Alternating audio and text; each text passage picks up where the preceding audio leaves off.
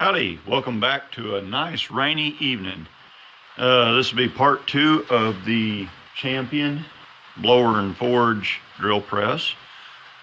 And as you can see, I got a whole lot of parts all stripped apart here, and they just came out of my, I'll call it the cold tank.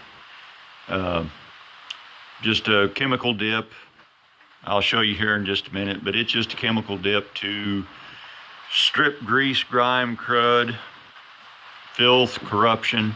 Usually takes about 10 minutes per 10 years, or 1 minute per year of filth accumulation is about how long it takes to loosen the filth off, so that you can just hit it with a water hose and wash the stuff off. So this has been in there for 15 minutes or so, something like that. And this was the that was the side gear on the where you crank it to raise and lower the table. I don't know if you would call it a knee on a drill press, but to raise and lower the table up and down the column. Like I said, I don't know, probably about 10 minutes it's been in there. And this thing was packed full of crud. So that's kind of what it does. And after, probably I'll leave this in there about an hour. It's got a bunch of other parts in there too.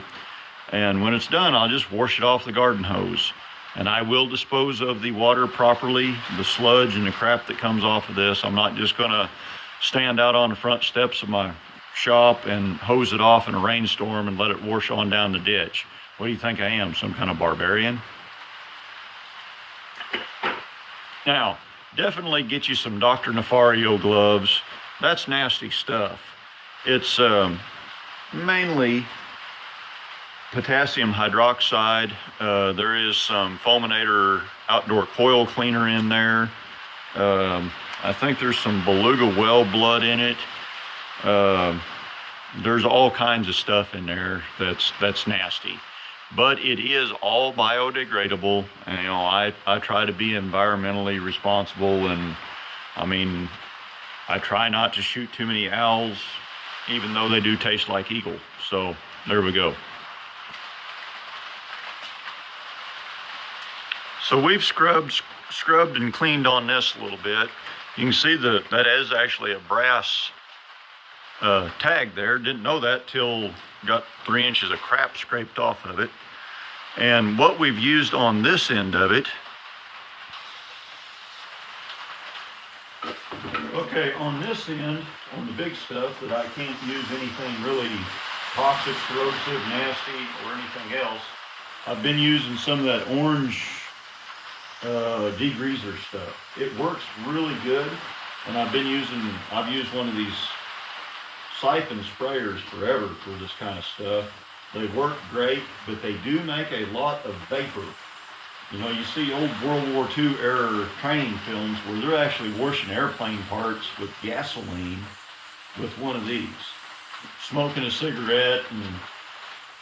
But anyway, I think this is like 17% less deadly than using gasoline. You don't want to inhale the vapor to this. When I've not got the camera running, I've got the circ fan running on my furnace out here to get the vapor out of the air.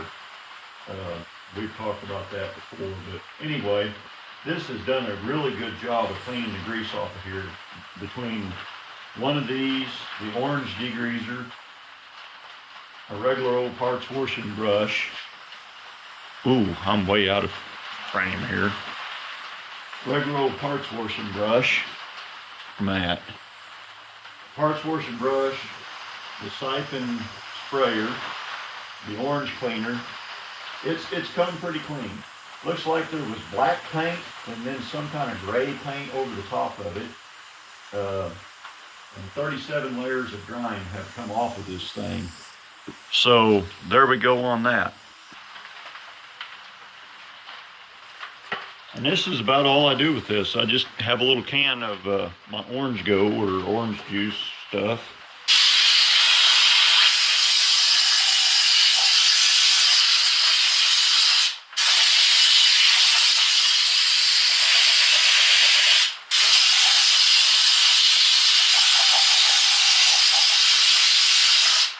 I need my Dr. Nefario gloves and my glasses on.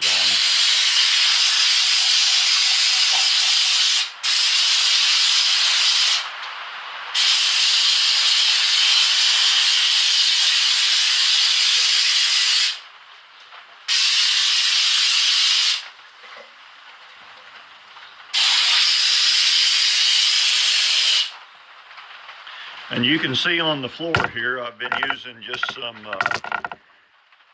bio-solid floor absorb stuff.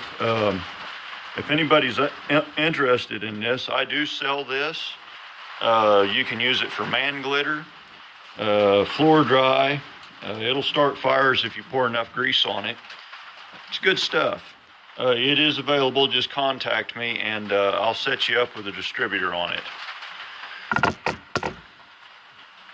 So that's about all I've got for episode 2 of the Faith Iron Company Champine drill press.